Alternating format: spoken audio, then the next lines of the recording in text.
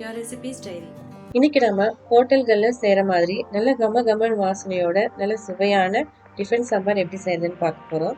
இட்லி, தோசை, பொங்கல், மெதுவடை இது எல்லாத்துக்கும் தொட்டு சாப்பிட ரொம்ப சுவையாக இருக்கும். மெதுவடையில் ஊற விட்டு சாம்பார் வடையாகவும் சர்வ் பண்ணலாம்.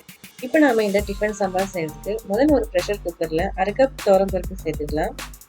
ஒரு 2-3 முறை தண்ணியில் நல்லா அலசிட்டு தேவையான அளவு தண்ணி சேர்த்து ஒரு 10 நிமிஷம் ஊற விட்டுடலாம். இப்போ நம்ம இதில் ஒரு பெரிய சைஸ் தக்காளி கட் பண்ணிட்டு சேர்த்துக்கலாம்.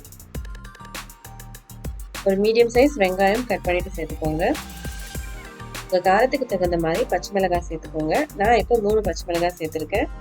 ஒரு கொத்து கருவேப்பிலை சேர்த்துக்கலாம். 2 டீஸ்பூன் எண்ணெய் சேர்த்துக்கலாம். இப்போ இதில் 1/4 டீஸ்பூன் மஞ்சள் பொடி சேர்த்துக்கலாம். இப்போ நம்ம ப்ரெஷர் குக்கரை லிட் போட்டு மூடிட்டு லோ டு மீடியம் ஃப்ளேமில் ஒரு 3 விசில் விட்டு வேக வச்சு எடுத்துடலாம். 3 விசில் வந்ததும் ஸ்டவ் ஆஃப் பண்ணிவிட்டு ப்ரெஷர் ஃபுல்லாக ஆட்டோமேட்டிக்காக ரிலீஸ் ஆனதுக்கப்புறம் நம்ம இதை ஓப்பன் பண்ணலாம். இப்போ பாருங்கள், பருப்பு நல்லா சாஃப்டாக வெந்துருச்சு. இப்போ நம்ம இதை ஃபேன் காற்றுல நல்லா ஆற விட்டுடலாம். இப்போ நம்ம ஒரு மிக்ஸி ஜார் எடுத்துக்கலாம். 10 பல் பூண்டு தோல் எடுத்துகிட்டு சேர்த்துக்கோங்க. ஒரு லெமன் சைஸ் புளி தண்ணியில் ஒரு முறை அலசிட்டு சேர்த்துக்கலாம். இப்போ நம்ம இதில் ஏற்கனவே ஆற வச்ச பருப்பு சேர்த்துக்கலாம். பருப்பில் அதிகமாக தண்ணி இருந்ததுன்னா தண்ணி வடி விட்டுட்டு பருப்பு மட்டும் சேர்த்துடுங்க. இப்போ நம்ம இதை நல்லா ஸ்மூத்தான பேஸ்ட்டாக அரைச்சி எடுத்துகிட்டு வந்துடலாம். அடுத்ததாக ஸ்டவ்வில் ஒரு அடிக்கனமான பேன் வச்சு சூடுபடுத்திடலாம். இதில் 1 டீஸ்பூன் வெந்தயம், 1 டீஸ்பூன் சீரகம் சேர்த்துக்கலாம். கம்மியான தீயிலே நல்லா செவந்து வர வரைக்கும் நல்லா வறுத்துக்கிட்டுக்கலாம். வெந்தயம் கண்டிப்பாக சேர்த்துக்கோங்க, அதுதான் சாம்பாருக்கு நல்ல ஒரு டேஸ்ட் கொடுக்கும். இந்த அளவுக்கு நல்லா செவந்து வந்ததும் ஸ்டவ் ஆஃப் பண்ணிவிட்டு இதை நம்ம ஒரு தட்டுறக்கல்லில் சேர்த்து நல்லா ஃபைன் பவுடராக பொடிச்சு எடுத்துக்கலாம். அடுத்ததாக ஸ்டவ்வில் ஒரு கடாயை வச்சு சூடுபடுத்திடலாம். 3 டேபிள் ஸ்பூன் எண்ணெய் சேர்த்துக்கோங்க.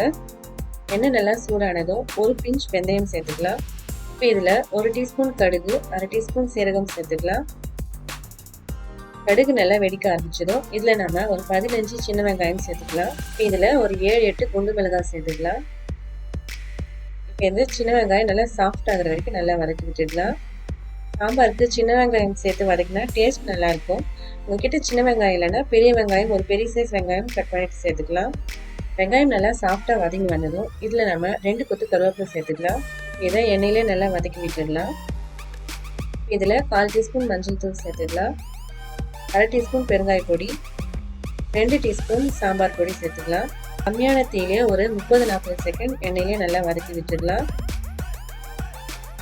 நல்ல மணக்க ஹோட்டல் சுவையில் சாம்பார் வைக்க இந்த சாம்பார் பொடி ரெசிபி வீடியோ நான் ஏற்கனவே அப்லோட் பண்ணியிருக்கேன். அந்த லிங்க் நான் டிஸ்கிரிப்ஷனில் கொடுக்குறேன், நீங்கள் வேணும்னா செக் பண்ணி பாருங்கள். இப்போ நம்ம இதில் ஏற்கனவே அரைச்சி வச்ச பருப்பு சேர்த்துக்கலாம். பருப்பு வேக வச்ச அந்த தண்ணி, மிக்ஸி ஜாரில் இருக்கிற அந்த பருப்பு எல்லாத்தையும் தண்ணி சேர்த்து சுத்தமாக வடிச்சிட்டு சேர்த்துக்கலாம். பருப்பு வந்து கொஞ்சம் கூட வேஸ்ட் பண்ண வேணாம். இந்த பருப்பை தண்ணியோடு சேர்த்து கட்டிகள் இல்லாமல் நல்லா ஒரு முறை கலந்து விட்டுடுங்க. இப்போ உங்களுக்கு சாம்பார் எந்த மாதிரி கன்சிஸ்டன்சியில் வேணுமோ அதுக்கேற்ற மாதிரி தண்ணி சேர்த்துக்கோங்க. நான் இதில் ஒரு 2 கப் தண்ணி சேர்த்துக்கிறேன். இப்போ இது ஒரு முறை நல்லா கலந்து விட்டுடலாம். இந்த கன்சிஸ்டன்சியை பார்த்துக்கோங்க. இந்த மாதிரி கன்சிஸ்டன்சியில் இருந்தால் இட்லி, தோசை, பொங்கலுக்குலாம் தொட்டு சாப்பிட்றதுக்கு ரொம்ப பர்ஃபெக்டாக இருக்கும். இப்போ ஸ்டவ் ஹை ஃப்ளேமில் வச்சுட்டு இதை நல்லா கொதிக்க விட்டுடலாம். சாம்பார் நல்லா கொதிக்க ஆரம்பிச்சதும் நம்ம பொடிச்சு வச்ச வெந்தயம், சீரக பொடி சேர்த்துடலாம். இப்போ டேஸ்ட்டுக்கு தகுந்த மாதிரி கல்லுப்பு சேர்த்துக்கோங்க. இதை நல்லா ஒரு முறை கலந்து விட்டுட்டு மீடியம் ஃப்ளேமில் ஒரு 7-8 நிமிஷம் நல்லா கொதிக்க விடலாம். பாருங்கள், சுற்றி லேசாக எண்ணெய் பிரிஞ்சு வர ஆரம்பிச்சிருக்கு. சாம்பார் நல்லா கொதிச்சு வந்துடுச்சு. இப்போ நம்ம கடைசியாக இதில் ஒரு கைப்பிடி அளவு கொத்தமல்லி சேர்த்துக்கலாம். இப்போ இதை நல்லா கலந்து விட்டுட்டு ஸ்டவ் ஆஃப் பண்ணிடலாம். அவ்வளோதாங்க, நல்ல கமகமன் வாசனையோட சுவையான ஹோட்டல் ஸ்டைல் டிஃபன் சாம்பார் தயாராகிடுச்சு. நான் இன்னைக்கு செய்து காட்டியிருக்கிற இந்த அளவு 6 பேருக்கு சர்வ் பண்ணலாம். நீங்கள் ஒரு வேளை 3 பேருக்கு சர்வ் பண்ணணும்னா பாதி அளவு சேர்த்துக்கிட்டிங்கன்னா சரியாக இருக்கும். உங்கள் காரத்துக்கு தகுந்த மாதிரி மிளகாய் உப்பு சேர்த்துக்கலாம். ஓகே ஃப்ரெண்ட்ஸ், இந்த வீடியோ உங்களுக்கு பிடிச்சிருந்தா லைக் பண்ணுங்கள். இந்த ரெசிபி பார்த்தீங்கன்னா உங்களோட கருத்துக்களையும் மறக்காமல் கமெண்ட்டில் என்கிட்ட சொல்லுங்கள். Thank you, bye bye.